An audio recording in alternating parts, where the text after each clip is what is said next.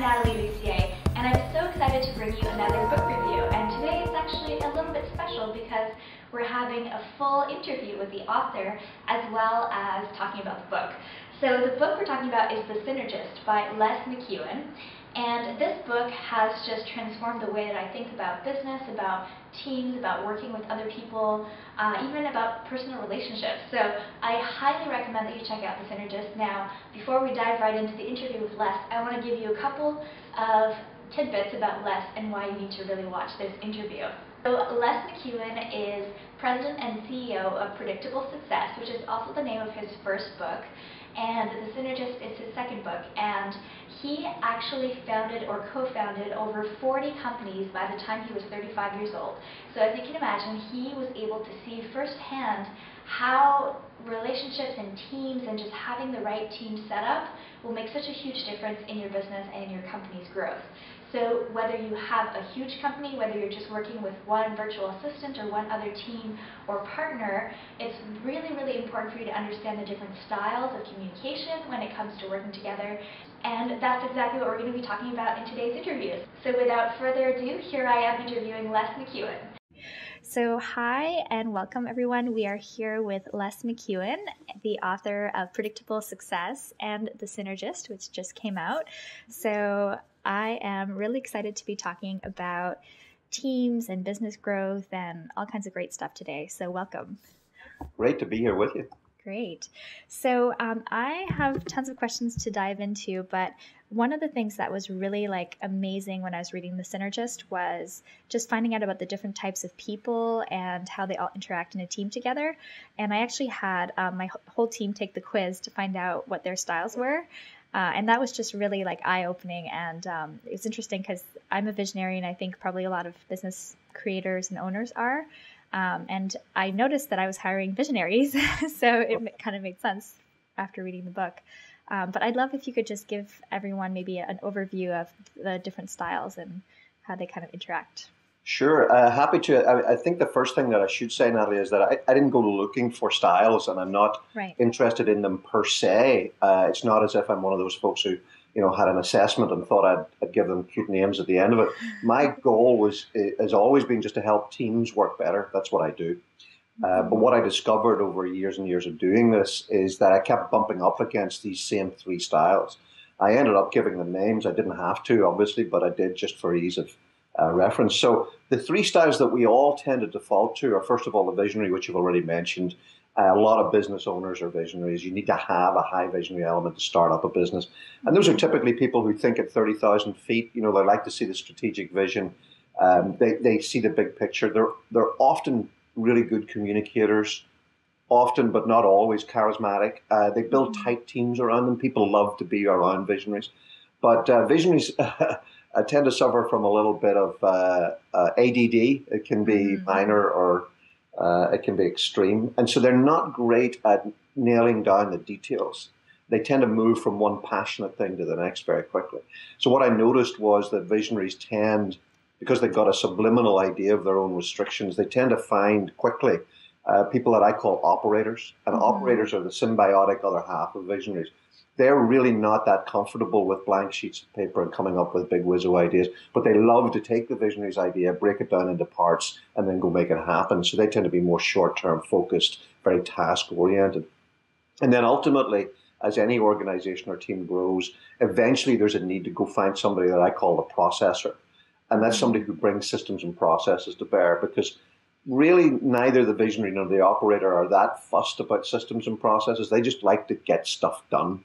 They like to realize big pictures and then go make it happen. But eventually most successful businesses get complex, and you need to go find a processor. And they tend to be the green eye shade types who like to bring order to chaos. Their shoes are always neatly lined in perfect matching sizes. They're all facing out. They can't see a pile of anything that they don't want to straighten up. That's our typical processor. So those are the three types that I saw recurring over and over again. Yeah, and just reading the book, I actually had a conversation with my boyfriend about it, and it was great for just our relationship. I mean, definitely it applies to business, but even in your everyday life, it was like, oh, that's why we always kind of have different experiences or expectations of things. So that was great.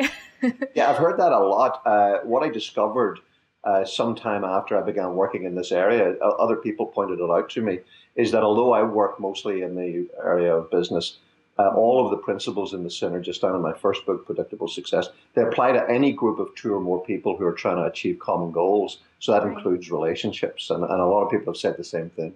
Yeah, it was pretty cool.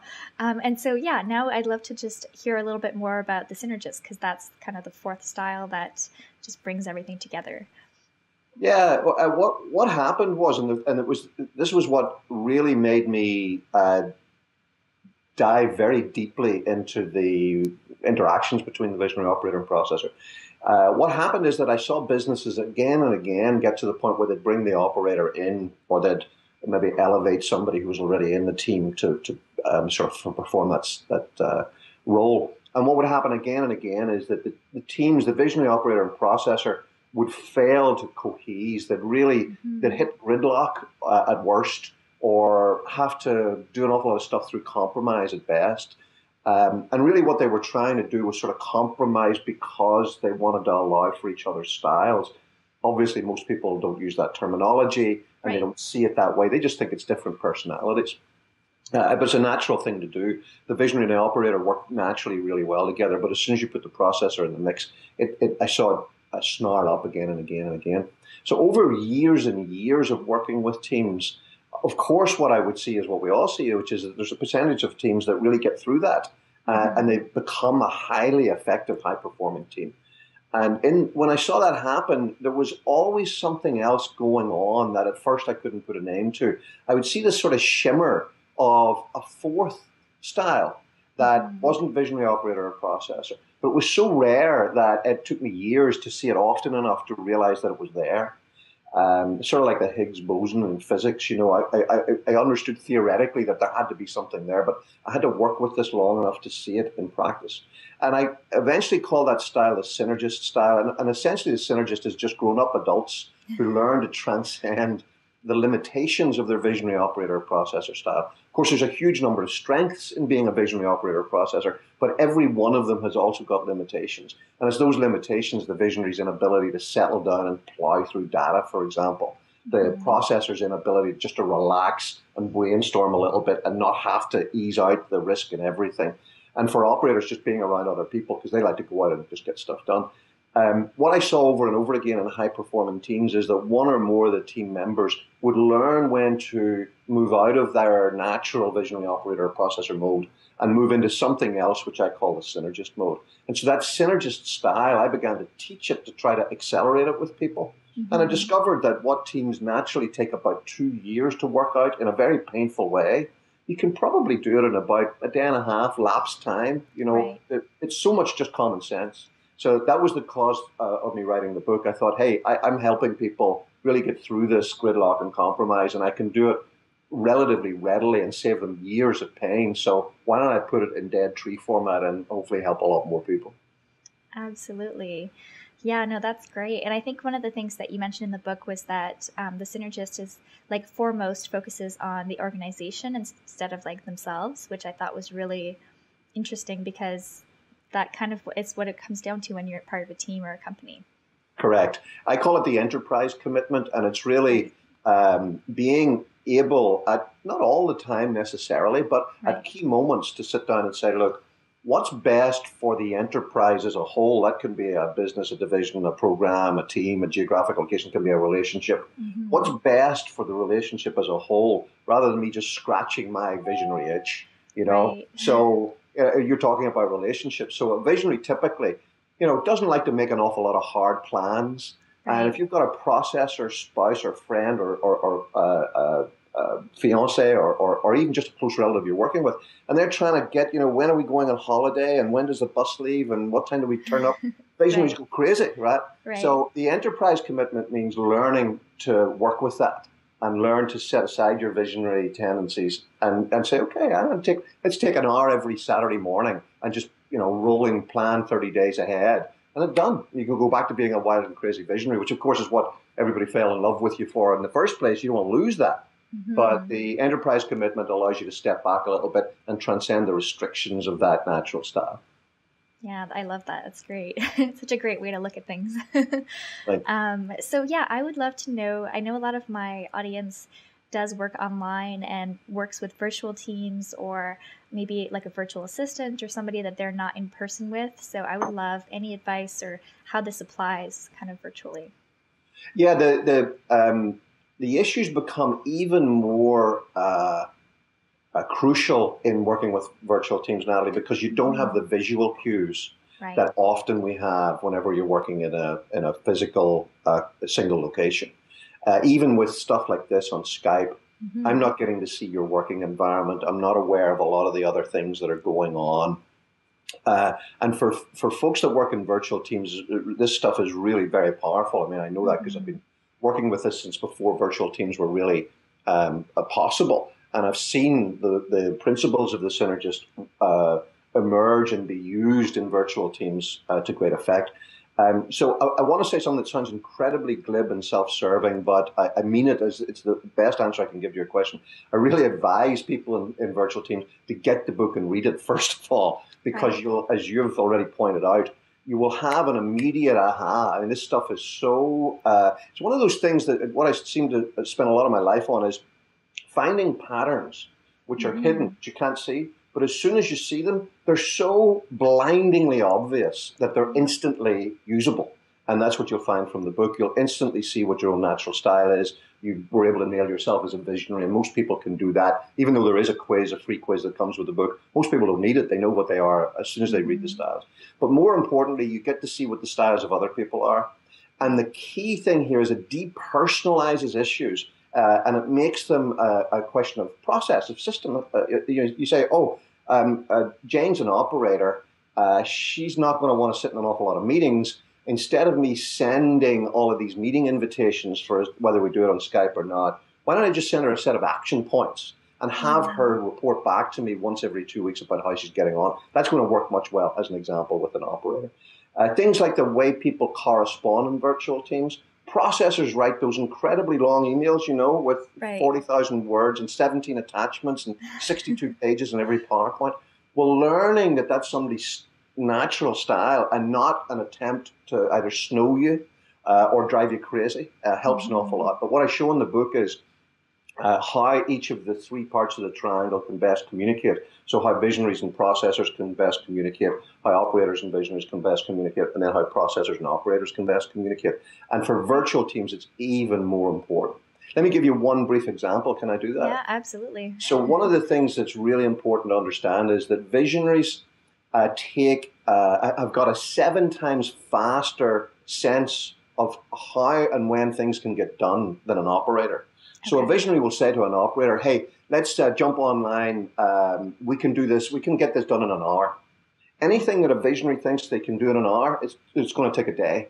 Okay. That's just because they're at such strategic level. They don't understand the detail that goes on. So that comes up for frustration because the visionary jumps on for the 1 hour, which is an incredibly long period of time for a visionary to start with. They get bored and start hyperlinking about 10 minutes in. And the operator's sitting, taking all of this and realizing this is a day's work. There's no way we can get this done in an hour. The interesting thing is that there's a similar time difference in perception between an operator and a processor. An operator will think that something should be done in an hour. A processor, because they have to put all the subterranean wiring and systems and processes in place, it's going to take them a day.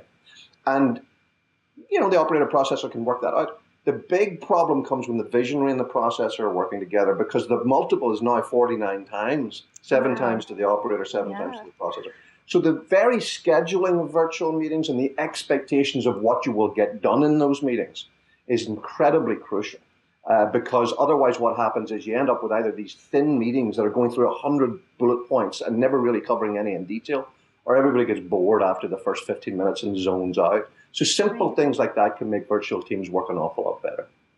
Yeah, no, that was amazing because, I've recently started working with a processor and my expectations were so different. So it was really cool to just hear you say that, how it multiplies like that, because I've seen that. So that's cool. In terms of meetings, I know you were mentioning how for example, processor likes maybe a regular meeting or something like that, whereas potentially visionaries would rather like an ad hoc meeting. Is that something that you've seen what's the best way? Would it just be like half and half, or like the problem with visionaries and meetings is that the way, and let's decouple from virtual teams for a moment, and then come back to virtual teams. If you're working in a physical environment, the way that you get into a meeting with an operator is you're just dumb enough to be walking past their office when they have a bright idea.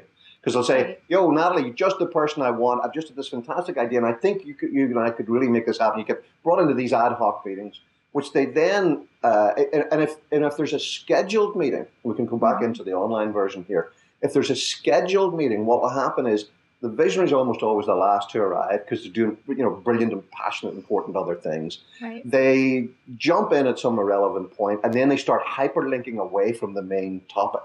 And processors who are typically the ones who will be scheduling the meetings or taking the notes, trying to make something out of all of this, they feel personally disrespected when that happens.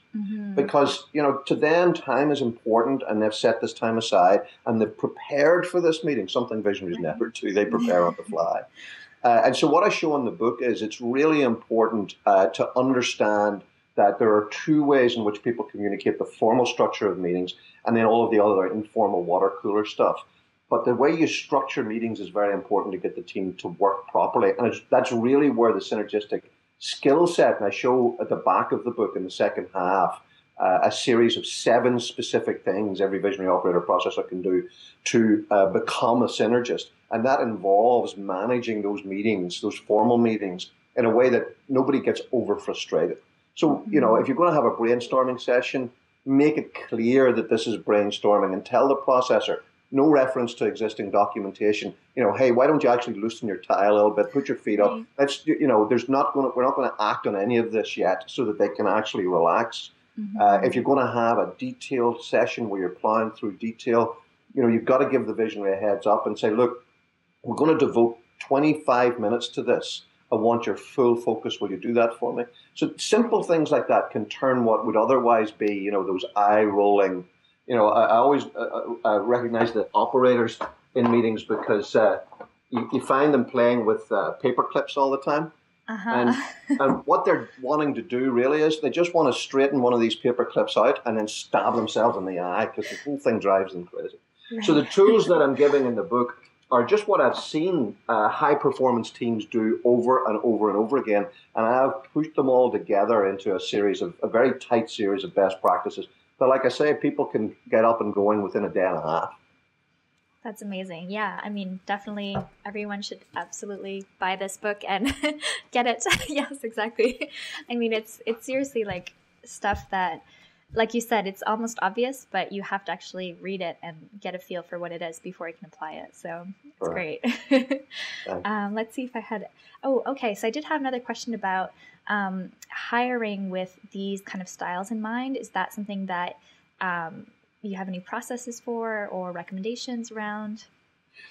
Yeah. One of the things that happens, which I tell people to be careful and watch for, is actually something that you mentioned earlier in the call. You mentioned that you're a visionary, that you have a tendency to hire other visionaries. And that's a classic VOP tendency. All 3 styles do that. Visionaries hire visionaries, operators hire operators, processors hire processors. I make one distinction. In startup enterprises, visionaries have got enough of a Darwinian need to continue and to succeed that they will hire operators at the outset. But they'll hire operators with at least a minor visionary tendency. We're talking throughout this call as if we're all just one thing or the other. The reality is we all tend to have a primary style and then a secondary style that we can move into. So I'm a VP, I'm a visionary processor. A lot of consultants are visionary processors. Yeah, me too, actually. So there you go. Most people with strong VP will move into a consulting or self-employed environment because it's that's another topic. What will happen is visionaries will know enough from that Darwinian instinct to survive to hire a lot of operators early on. They usually hire operators with these.